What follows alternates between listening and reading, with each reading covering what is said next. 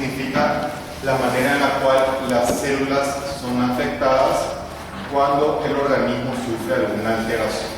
¿Ok?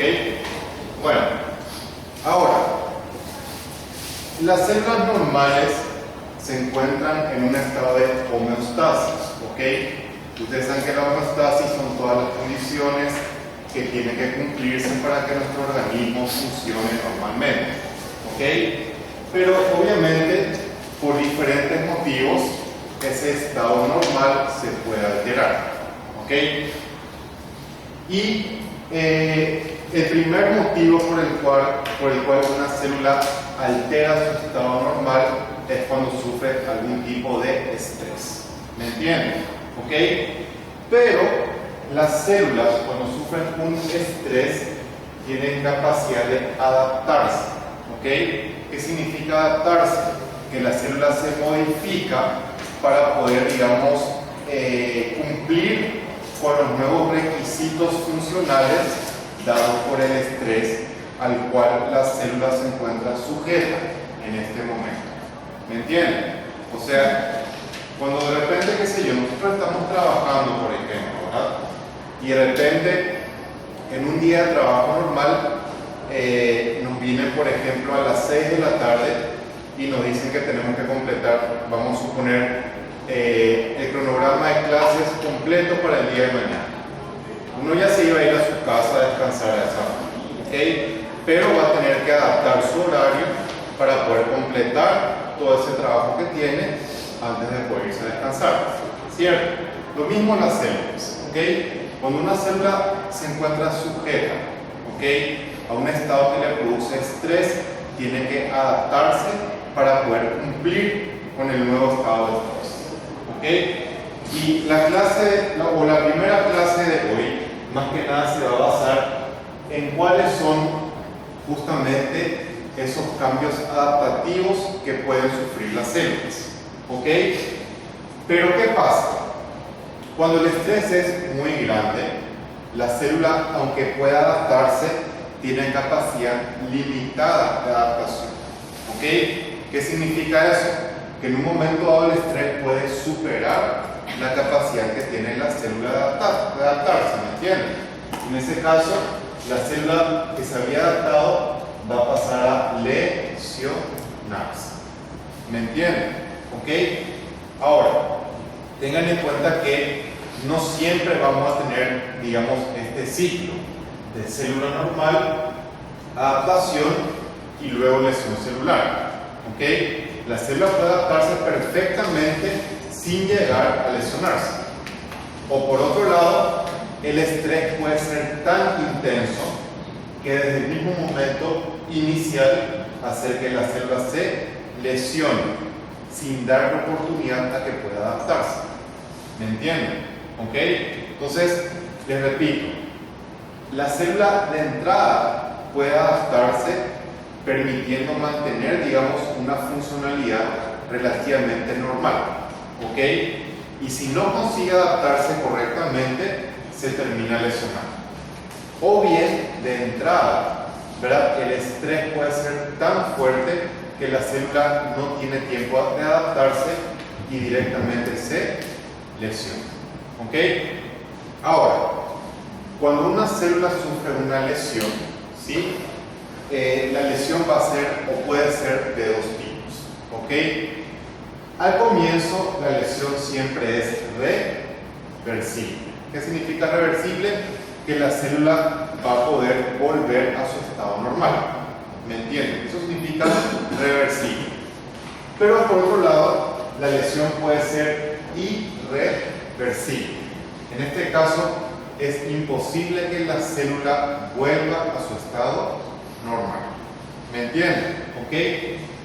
Y eso sí o sí va a hacer que la célula vaya a una muerte celular. ¿Ok? Y la muerte celular que vamos a estudiar nosotros, eso va a ser en la segunda clase de hoy, puede ser una necrosis, ¿ok?, o puede ser una apoptosis. ¿Ok? La apoptosis es lo que ustedes conocen como muerte celular programada. ¿Ok? Nosotros más que nada vamos a enfocar en la segunda clase en lo que sería la necrosis. ¿Ok? Ahora, ¿de qué depende que una lesión sea reversible o irreversible? Básicamente de dos cosas. Uno, y más importante, de la intensidad del efecto que produce lesión. Obviamente, mientras más intenso el estímulo lesivo, más probable que la célula sufra lesión irreversible. ¿Ok? Mientras menos intenso, es más probable que la célula sufra lesión reversible. Pero no solamente depende de la intensidad del estímulo lesivo, depende también del tiempo de duración de ese estímulo lesivo. ¿Ok? ¿Por qué? Porque si el estímulo lesivo es solamente leve, ¿ok? Pero tiene mucho tiempo de duración, en un momento la célula que al comienzo respondió con una lesión que es reversible, con el tiempo ya no va a poder aguantar el estímulo lesivo, por más leve que sea, si dura mucho.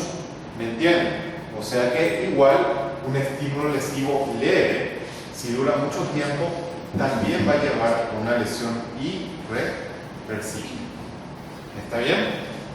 Bueno, vamos a estudiar, como les dije, cuáles son entonces los mecanismos adaptativos de las células. ¿Ok?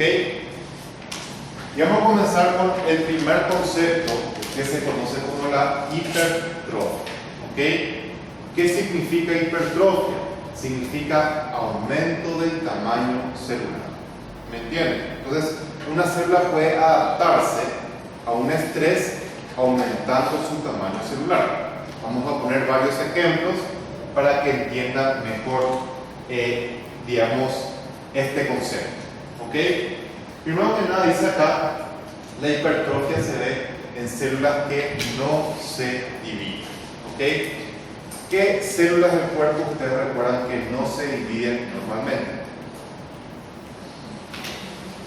¿Cómo? Las neuronas, por ejemplo, muy bien.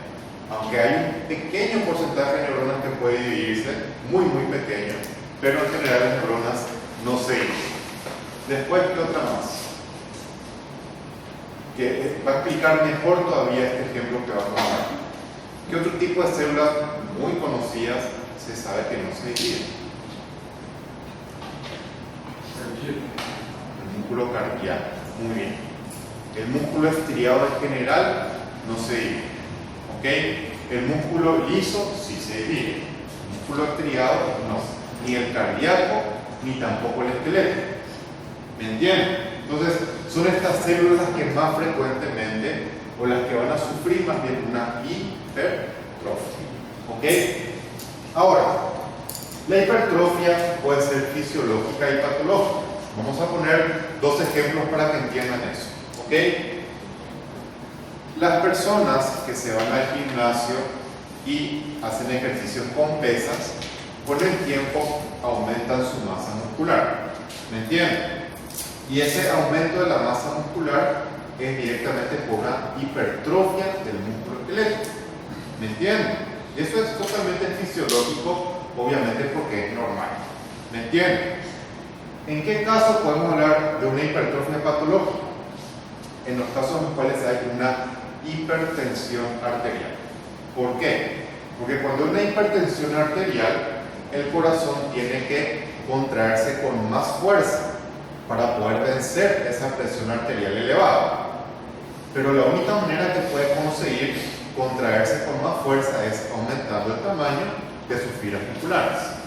¿Me entienden? Pero como esto es producto de una hipertensión, en este caso la hipertrofia es patológica. ¿Ok? Bueno, ahora, estos ejemplos de hipertrofia que estuvimos dando nosotros están más bien dados por por un aumento de la demanda funcional, ya sea, como dijimos, el ejemplo de hacer pesas, que obviamente aumenta la demanda funcional del músculo esquelético, o bien la hipertensión arterial, que aumenta también la demanda funcional del músculo cardíaco. Pero también puede darse por estímulo hormonal. ¿Ok? Y de hecho, la hipertrofia del corazón en parte también se produce por estímulo hormonal. Vamos a ver enseguida de qué manera. ¿Ok? Ahora, ¿A qué se debe el aumento del tamaño celular en prácticamente todos estos casos? Al aumento del número de proteínas citoplasmáticas, ¿ok? Y pongamos nuevamente el ejemplo del músculo, ¿ok? Para que el músculo, tanto cardíaco como esquelético, pueda, digamos, mejorar su funcionalidad, tiene que aumentar el tamaño de su aparato contráctil, ¿ok? Que son los sarcómeros, ¿me entienden? Entonces, lo que van a hacer estas células para funcionar mejor en estos casos es aumentar el número de proteínas de sus sarcómeros, ¿me entienden? Y eso, les repito, secundariamente hace que aumente, obviamente, el tamaño de las células. Mientras más proteínas citoplasmáticas tienen, más grande también va a ser, ¿cierto? ¿Ok? Esto es un ejemplo nomás que vamos a explicar para que ustedes entiendan cómo va a cambiar la célula muscular cardíaca en los casos que tengamos, por ejemplo, una hipertensión arterial. No es para que se lo sepan de memoria, es un ejemplo nomás para que entiendan bien el concepto. ¿Ok? De hecho, la célula muscular cardíaca sufre una hipertrofia, digamos que por aumento de demanda funcional, por tres mecanismos. ¿Ok? Primero que nada, la distensión mecánica. ¿Ok? Ustedes saben que cuando hay una presión arterial elevada, también hay un aumento de volumen de sangre que está circulando. ¿Me entienden? Por lo tanto, también hay un aumento del retorno venoso al corazón. ¿Ok? Mientras más sangre le llega al corazón, más se dilatan sus cavidades y eso hace que se distiendan más también las células musculares cardíacas. Ese simple hecho, ¿verdad?, ya directamente activa la hipertrofia de estas células. ¿Me entienden? ¿Qué otros mecanismos también? Habíamos hablado anteriormente de hormonas, ¿ok? Como por ejemplo hormonas de tipo alfa-adrenérgicas, la misma angiotensina, ¿verdad? Que habrán visto en fisiología ustedes, algo mencionamos en histología también nosotros, son directamente hormonas que actúan sobre receptores de membrana plasmática para producir también hipertrofia del músculo cardíaco, ¿ok? ¿Y qué otra cosa más? Factores de crecimiento, ¿ok? Especialmente, digamos que factores de crecimiento que son más bien específicos para tejido muscular cardíaco, ¿ok? Ahora, tengan en cuenta lo siguiente. Esto no hace falta que lo sepan de memoria. Vamos a explicar algo de eso posteriormente, ¿sí? Estos factores de crecimiento que hacen que la célula cardíaca sufra una hipertrofia son producidos por la propia célula muscular. Por lo tanto, los mismos, como ustedes pueden ver, tienen una acción autógena. ¿Se acuerdan lo que significa secreción autógena? Es cuando una célula secreta un producto que actúa sobre ella misma. ¿Me entienden? ¿Ok? Y esto se dispara ya sea por distensión mecánica o por acción de hormonas agonistas. ¿Ok? ¿A qué lleva todo esto a nivel del músculo cardíaco? ¿Sí? Primero que nada, lo que ya mencionamos anteriormente. Aumento de proteínas contráctiles, o sea, proteínas que forman parte del sarcómero. ¿Me entienden? Esto lleva cualquiera de estos dos a producción aumentada de factores de crecimiento. Y por último, inducción de genes embrionarios fetales. Esto vamos a explicar un ratito más con un poquito más de detalle, pero ese último mecanismo lo que hace es que la célula muscular cardíaca consuma menos oxígeno de lo normal para funcionar bien. Vamos a explicar por qué en un ratito más. Bueno, entonces todo esto que estamos explicando del músculo cardíaco lleva a una remodelación celular. La célula cambia, digamos, su mecanismo contráctil y funcional para justamente funcionar mejor. ¿Ok? Y esto es muy importante, ¿sí? Como dijimos anteriormente, una de las maneras en las cuales el músculo cardíaco funciona mejor cuando hay una sobrecarga funcional, ¿ok?, es cambiando el tipo de proteínas que forma el sarcómero. Específicamente acá está explicado. Tenemos, ¿se acuerdan ustedes que desde el punto de vista biológico, la miosina contenía una cadena de tipo pesado, ¿verdad? Que en el adulto, no sé si lo habrán visto, no es fisiología, ¿ok? Es de una isoforma llamada alfa, ¿ok? Que repito, es, digamos, la forma normal del adulto, ¿ok? Cuando el corazón sufre una sobrecarga funcional, esto se transforma en una isoforma beta, que es la que se ve más bien en el feto, no en el adulto, ¿ok? ¿Para qué? Porque esta isoforma consume menos oxígeno. ¿Por qué consume menos oxígeno? Porque se contrae en forma más lenta. ¿Me entienden? Y eso obviamente también mejora la funcionalidad cardíaca. Ojo, quiero que entiendan bien esto. El hecho de que se contraiga en forma más lenta no significa que se contraiga con menos fuerza. ¿Me entienden? Al contrario, se contrae con más fuerza de lo normal, pero más lentamente también. Y esto es importante, ¿sí?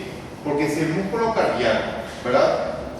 Aumentara, digamos que su, fuerza de contracción sin contraerse en forma más lenta, va a consumir una cantidad extremadamente alta de oxígeno, ¿ok?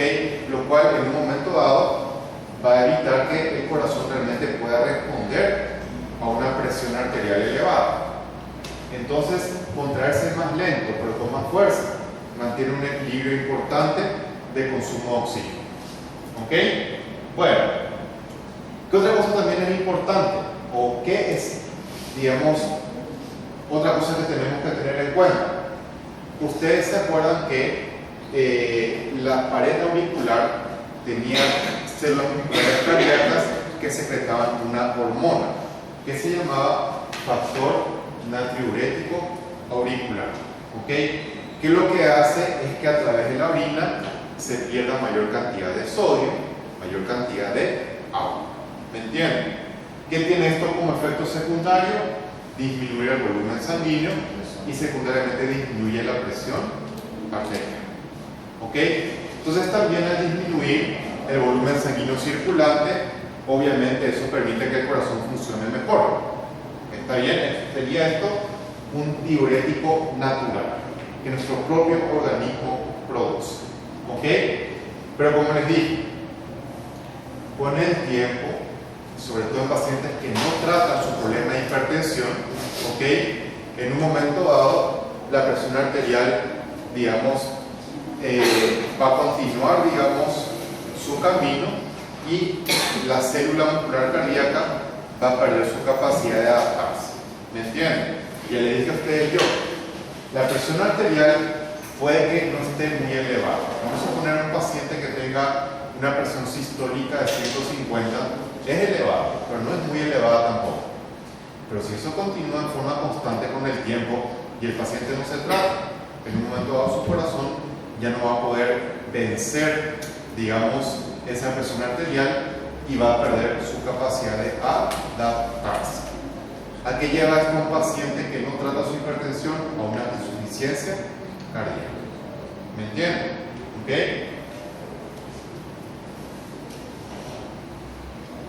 Bueno, vamos a ver algunos ejemplos prácticos. ¿Ok? Este más bien es un ejemplo de tipo fisiológico que es lo que ocurre en el útero. ¿Ok? Fíjense ustedes que este es el útero de una paciente normal. Este es el útero de una mujer que se encuentra embarazada. ¿Ok? Si bien es cierto que, digamos, las células musculares lisas también sufren hiperplasia, es otro, digamos, concepto que vamos a explicar un ratito más. La hiperplasia significa aumento del número de células.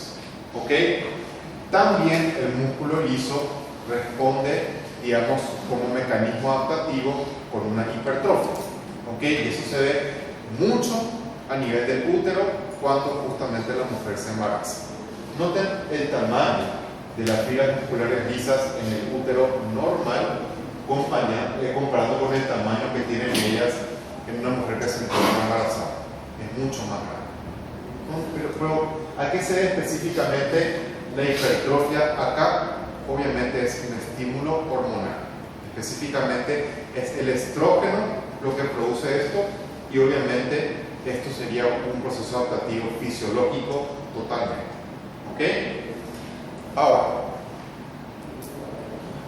esta sería más bien una hipertrofia de tipo patológico, que es la que vimos que se da en el corazón, en los casos en los cuales tenemos un aumento de la presión arterial.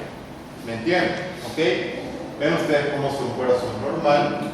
Acá hay un corazón notoriamente aumentado de tamaño, pero para yo estar seguro que un corazón tiene una hipertrofia, necesito utilizar una unidad de medida. ¿Ok? Y obviamente, ¿cuál es la parte del corazón que va a sufrir hipertrofia cuando hay una presión arterial elevada? Es el ventrículo izquierdo. ¿Me entienden? El ventrículo izquierdo normal en el adulto puede tener un espesor máximo de 1,5 centímetros. ¿Me entienden? Si el espesor de la pared del corazón supera 1,5 centímetros, eso sí o sí es una hipertrofia de este ventrículo. ¿Ok? Vean también por qué justamente este mismo mecanismo adaptativo, ¿verdad? En un momento dado también va a llevar con insuficiencia cardíaca, por más que las células no hayan perdido su capacidad de adaptarse. Porque cuando aumenta el espesor de la pared del ventrículo izquierdo, disminuye la luz también del ventrículo izquierdo, lo cual hace que le llegue menos sangre al ventrículo izquierdo. ¿Me entienden? Y secundariamente esto también lleva a una insuficiencia cardíaca.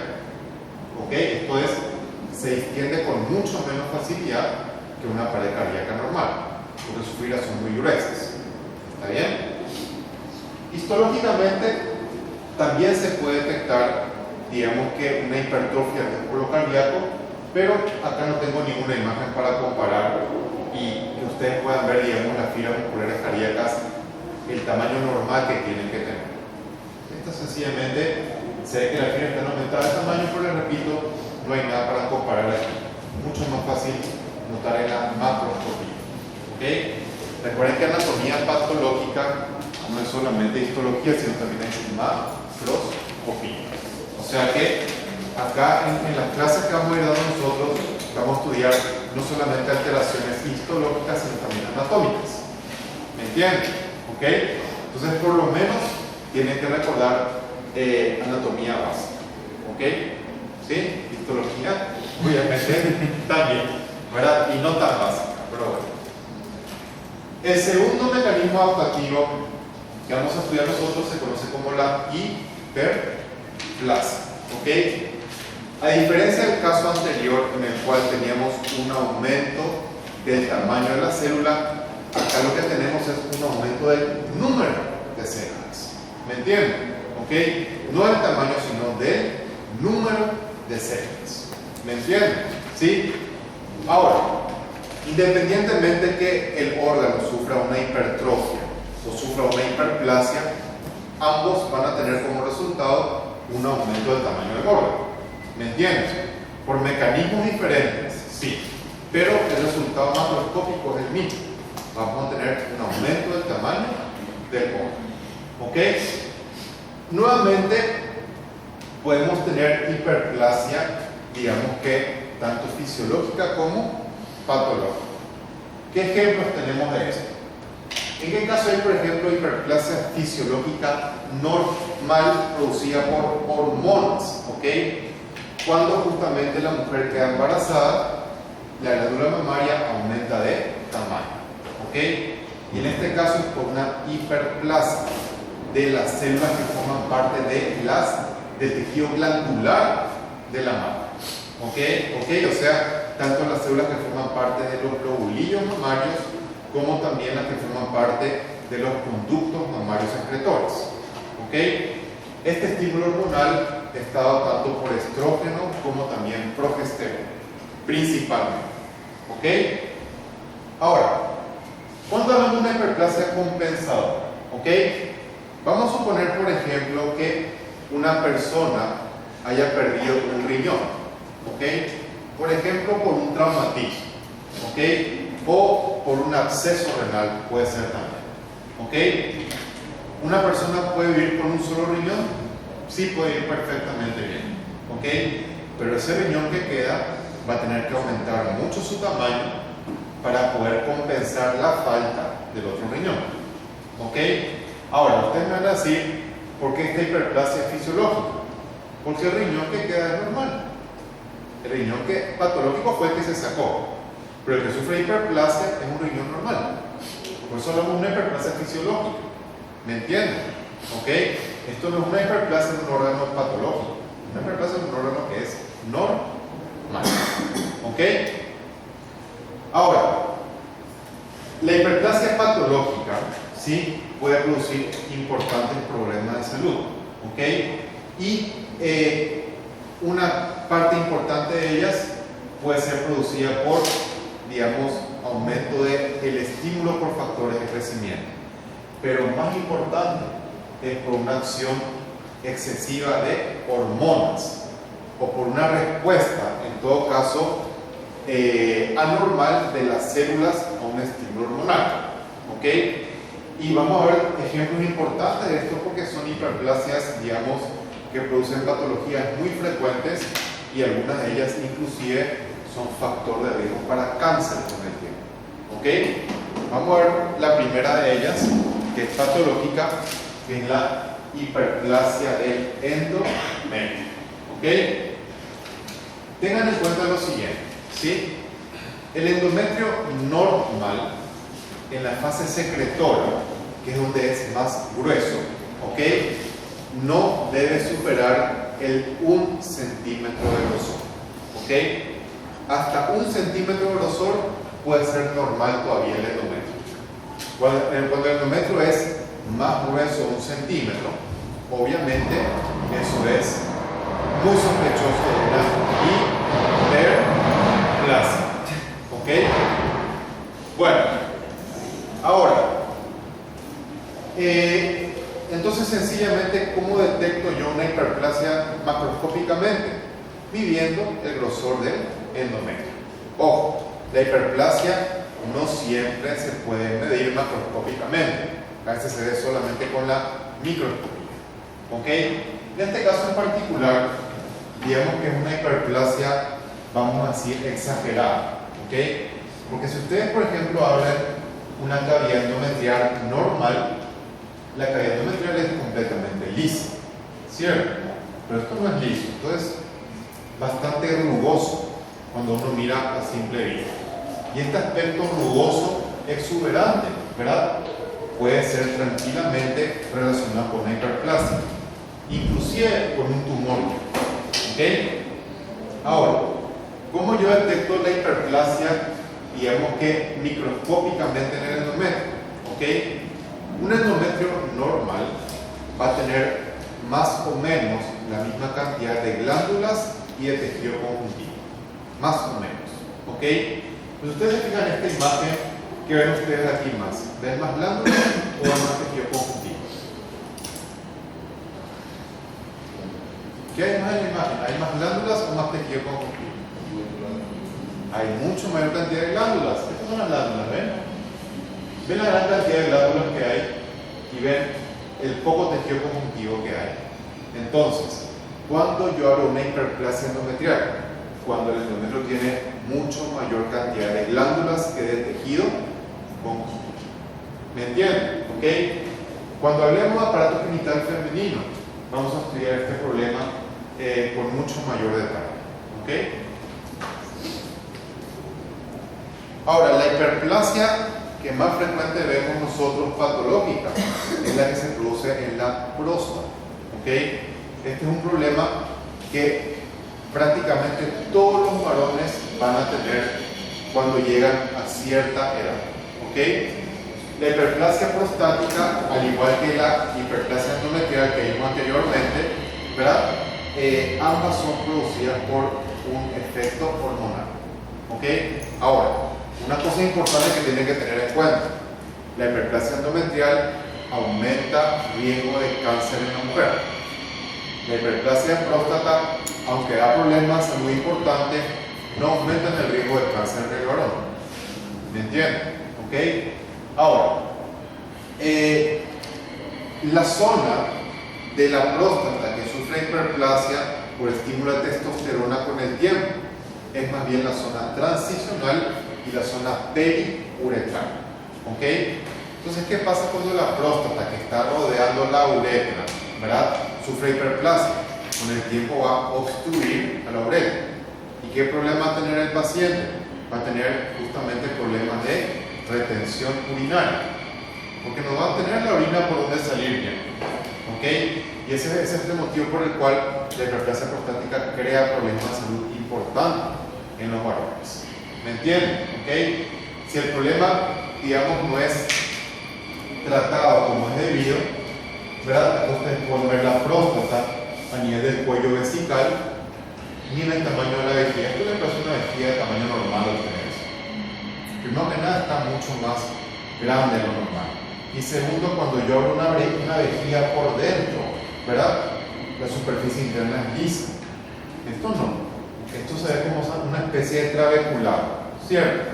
¿Ok? Eso es debido a que la vejiga con el tiempo, cuando hay una obstrucción, ¿verdad?, sufre una fibrosis en su pared. Y la fibrosis, que es aumento del depósito de tejido de colágeno, ¿ok?, hace que tenga este aspecto con el tiempo. Si el paciente, le repito, no es tratado debidamente. ¿Ok?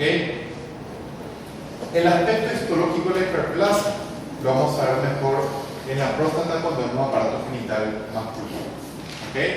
Doutor, se Sepa, tiver hiperplasia aí no caso da próstata, aí aumenta o risco de câncer. no, eso le dije. Só no- En el varón no Ah, no aumenta fala el riesgo de cáncer. só na mulher do En la endométrio. mujer la hiperplasia endometrial sí aumenta el riesgo de cáncer. ¿Ok? Bueno, en este caso vemos un ejemplo de hiperplasia, ¿ok? A nivel justamente del epitelio plano estratificado de la piel. Este es un epitelio normal de una piel, digamos, fina, ¿ok? Y este es un epitelio totalmente alterado en su grosor, como ustedes pueden ver. Es mucho más grueso de lo normal, ¿ok?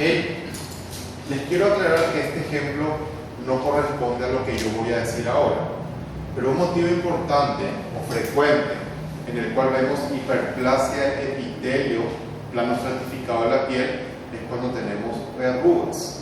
¿Saben lo que son las verrugas? ¿Sí? Son lesiones producidas en la piel por el virus del HPV. Obviamente son virus de bajo riesgo, no los que dan cáncer de cuello uterino. Es otro tipo de virus HPV que justamente provoca verrugas cutáneas. Esa lesión que ustedes ven como una verruga es histológicamente, digamos, producida por una hiperplasia a nivel del epitelio, secundaria a la infección por el virus. ¿Ok? O sea, una hiperplasia patológica también. Bueno, ¿qué significa atrofia? ¿Ok? Atrofia sencillamente sería, digamos, lo contrario a la hipertrofia. O sea que aquí, en vez de tener un aumento del tamaño celular, vamos a tener una disminución del tamaño de las células. Eso significa atrofia. ¿Me entienden? Y secundariamente la atrofia va a llevar a una disminución. En vez de un aumento, a una disminución del tamaño, ya sea del tejido o del órgano que sufre este problema. ¿Ok? Nuevamente la atrofia puede ser fisiológica o puede ser patológica. ¿Ok? ¿En qué casos, por ejemplo, vemos una atrofia tipo fisiológica? ¿Ok? Cuando estudiamos embriología, habrán visto ustedes de que muchas estructuras embrionarias justamente disminuyen su tamaño hasta terminar desapareciendo. Ejemplo de ello es parte del saco vitelino, por ejemplo. ¿Okay? Que disminuye y desaparece por completo con el tiempo. Y eso es totalmente normal. ¿Okay? Lo ponemos como un ejemplo de atrofia fisiológica. ¿Okay? Y en el caso de atrofia patológica, puede ser por un montón de motivos. ¿Okay? El ejemplo más sencillo es secundario a un traumatismo con fractura ósea, ¿verdad? Que al tener que inmovilizar el miembro, ¿verdad? Ese miembro inmovilizado, al no haber actividad muscular esquelética, el músculo se va atrofiando con el tiempo. ¿Alguna vez ustedes sufrieron alguna fractura ósea? Yo sí, ¿verdad? Nadie se fracturó ni un hueso acá. No puedo creer, en serio. Yo me fracturé jugando fútbol, ¿verdad? Pero de la manera más estúpida posible, ¿verdad? Yo nunca estuve en el arco, ese día me quedé en el arco, ¿sí? Y como no era arquero, obviamente no sé cómo cumplir esa función. Entonces me vino un pelotazo que yo venía que veía a mi cara, ¿verdad? Directamente a mi cara, y yo hice esto con mi mano. Directamente. Fractura de radio y cúbito. Acá, brazo izquierdo, ¿verdad? Así se quedó colgando mi mano. y les cuento que es muy doloroso, o sea que espero que ninguno de ustedes sufra ninguna fractura, ¿verdad? Sea lo que sea, obviamente me tuvieron que enyesar con el tiempo. Estuve creo que 45 días con yeso, ¿verdad? Y cuando me sacaron el yeso, acá mi antebrazo, comparado con el antebrazo del otro lado, así estaba. Parecía desnutrido completamente el brazo. ¿Por qué? Porque 45 días no se movía. ¿Entiendes? Sufrió una atrofia, ¿verdad? Que es patológica porque fue secundaria a un traumatismo. ¿Me entiendes? La falta de actividad muscular lleva a una atrofia del músculo. ¿Me entiendes? Bueno, muy bien. En este caso, contrario a la hipertrofia, vamos a tener, por un lado, una menor síntesis de proteínas citoplasmáticas. Pero otra cosa importante, no solamente eso, sino que con el tiempo las proteínas citoplasmáticas se comienzan a degradar. ¿Ok? Y aparte de las proteínas citoplasmáticas, digamos, inclusive organelas enteras pueden comenzar a degradarse, como mitocondrias, por ejemplo, RE rugoso, RE liso, se comienzan a degradar. Vamos a explicar después por qué puede producirse esto. ¿Ok?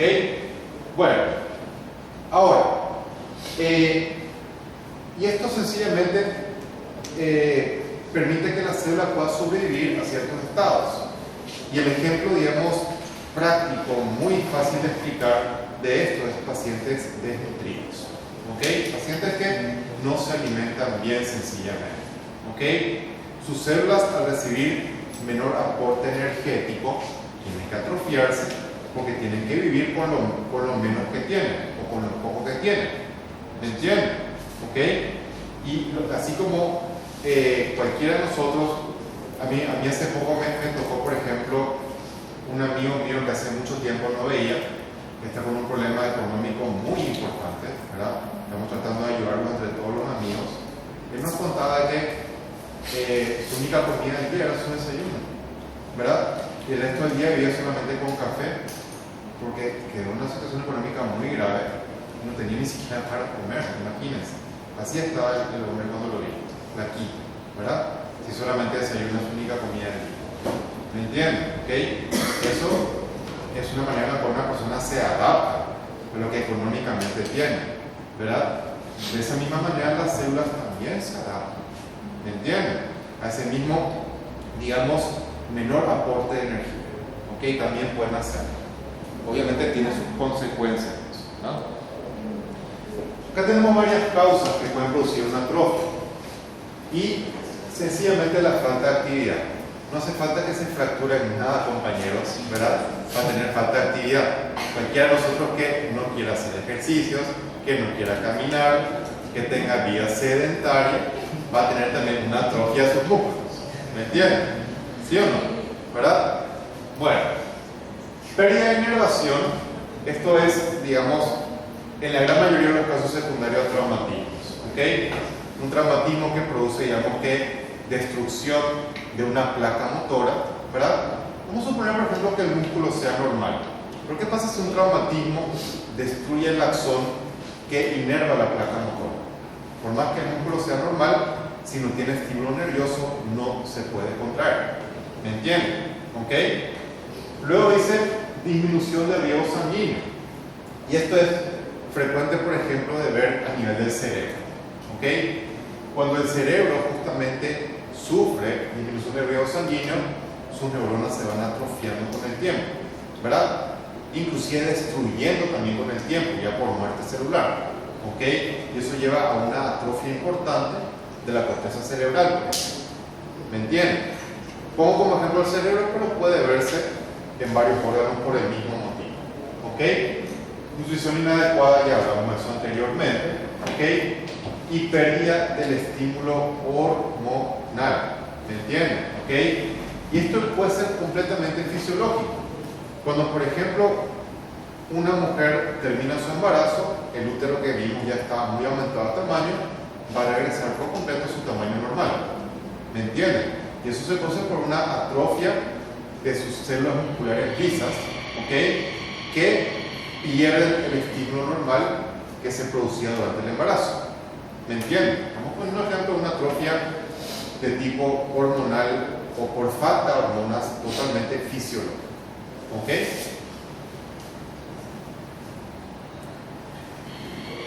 Ahora, como dijimos,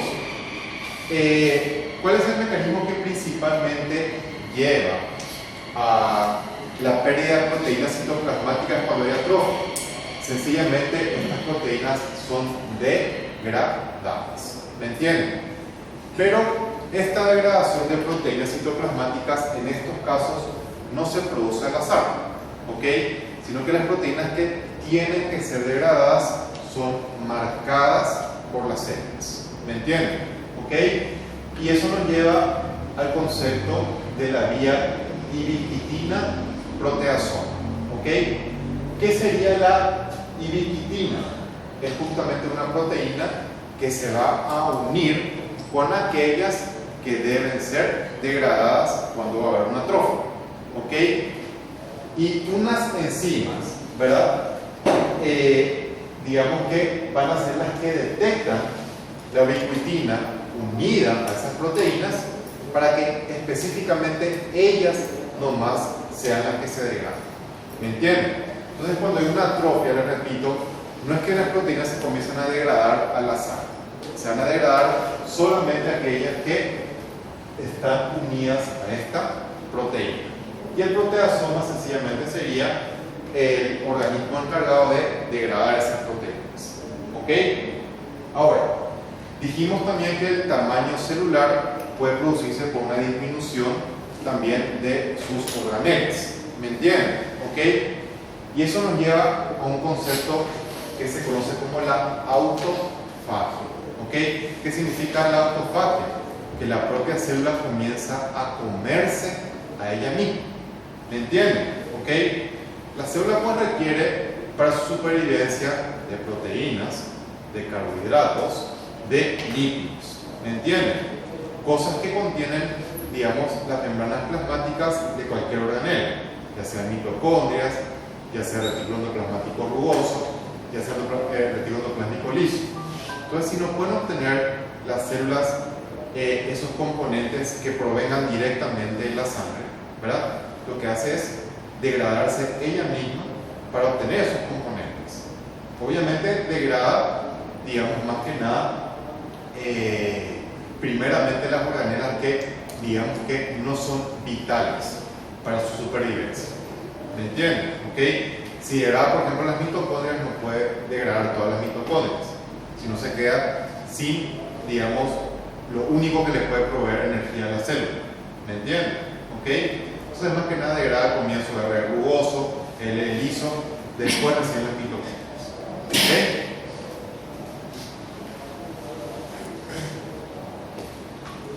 Bueno, acá tenemos imágenes histológicas en las cuales podemos ver una atrofia del músculo esquelético. Y acá en esta imagen es muy sencilla. Comparan las fibras musculares esqueléticas normales con estas que son atróficas y pueden ver que hay una alteración muy importante del tamaño de ellas. ¿Okay?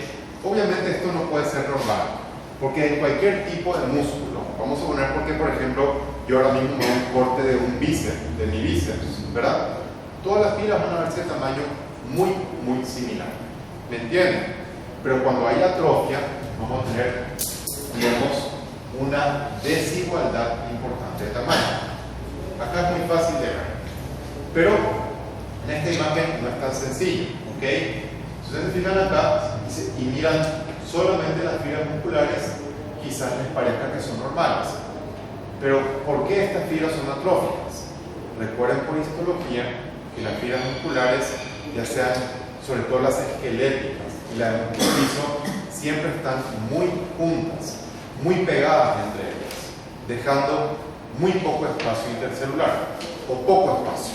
Si va a ver aquí como por ejemplo de esta fibra se encuentran ellas separadas por un gran espacio, ocupado en parte por tejido adiposo, en parte también por fibras de colágeno. ¿Me entienden? Entonces, ese aumento de separación entre las fibras musculares esqueléticas también es un indicativo histológico que ellas están sufriendo una atrofia. ¿Ok? En esta imagen estamos viendo una atrofia cerebral. ¿Ok? También obviamente tipo patológica. Si ustedes se fijan acá, este es el cerebro totalmente normal y vean el cerebro cuando sufre una atrofia. ¿Ok?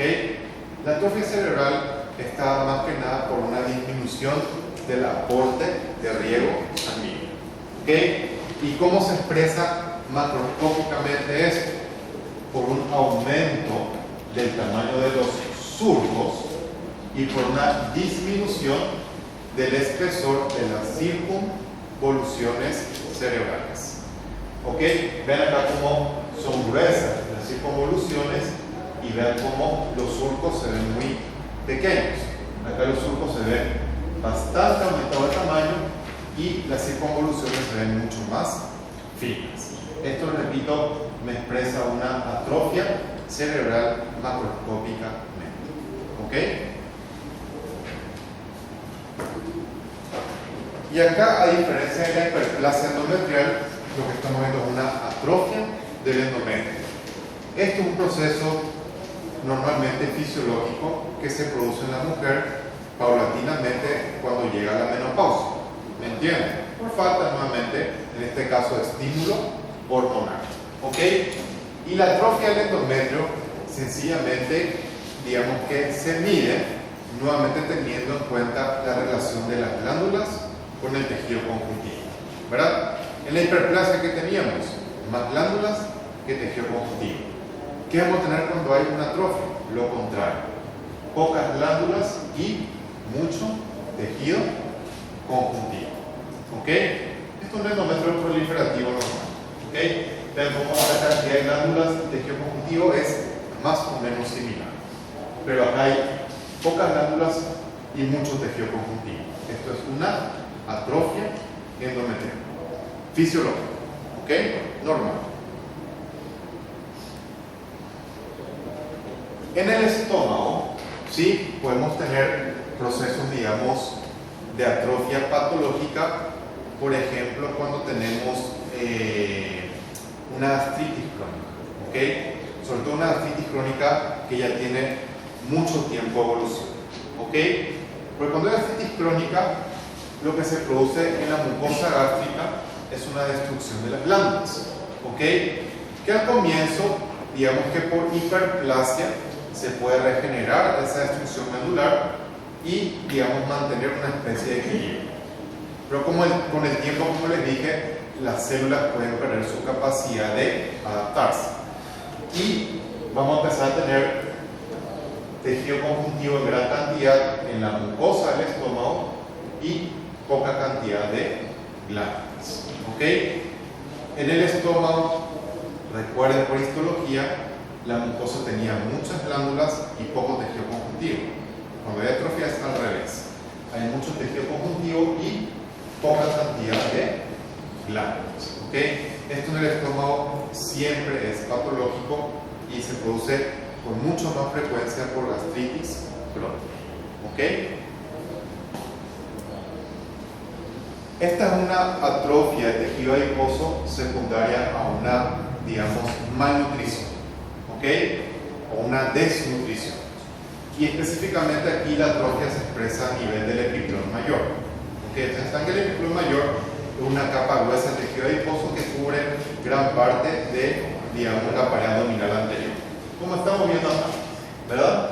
Entonces, como el epiplón prácticamente cubre toda la pared abdominal anterior. Vean lo que pasa cuando hay una atrofia.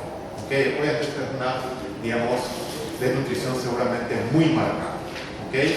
Entonces, como el tejido adiposo se ve, digamos que, reducido a pequeñas fibras, ¿verdad?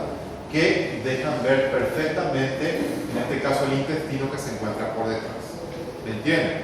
Repito, debido a la atrofia importante que sufrió el tejido adiposo en este paciente desnutrido. ¿Ok? Y el último mecanismo adaptativo que vamos a estudiar antes de descansar un rato es la metaplasia. ¿Ok? ¿Qué significa metaplasia? ¿Verdad? Es un cambio reversible, ¿ok? En el cual un tipo de célula se transforma en otro tipo de célula diferente. ¿Me entienden? ¿Ok? Y este proceso de metaplasia es más frecuentemente ver en epitelios que en cualquier otro tejido del cuerpo. ¿Ok? ¿Se puede producir en tejido de origen mesenquimático? Sí se puede producir. ¿Ok? Y de hecho no es raro tampoco, pero es mucho más frecuente que se vea en epitelios. ¿Ok? Vamos a poner algunos ejemplos para que puedan entender bien en un ratito más por qué se produce eso. ¿Ok? Ahora, tengan en cuenta lo siguiente, ¿sí? Para que haya una metaplasia, ¿ok? Ese cambio no se produce en células maduras, ¿ok? Sino que se produce directamente en las células madre, ¿ok? Las células madre sufren una especie de reprogramación para que en vez de transformarse en un tipo de célula, comience a transformarse en un tipo de célula diferente. Les repito, este proceso no se produce en células maduras, ¿ok? Ahora, vamos a poner ejemplos para que ustedes entiendan, ¿sí? Dice acá el tipo más frecuente de metaplasia es cuando un epitelio cilíndrico se transforma en un epitelio de tipo plano estratificado, ¿ok? Y el ejemplo clásico de esto es el que produce tabaco en el epitelio respiratorio, ¿ok? El epitelio respiratorio, ¿verdad? Ustedes saben que un epitelio, recordemos, cilíndrico, simple, ciliado, cilíndrico, pero pseudoestratificado, ciliado, con células caliciformes, ¿ok? Los cilios son un mecanismo, digamos que, defensivo importante porque permiten sacar fuera de las vías aéreas el moco que se encuentra contaminado. ¿Me entienden? Y el moco permite que los productos de contaminación queden pegados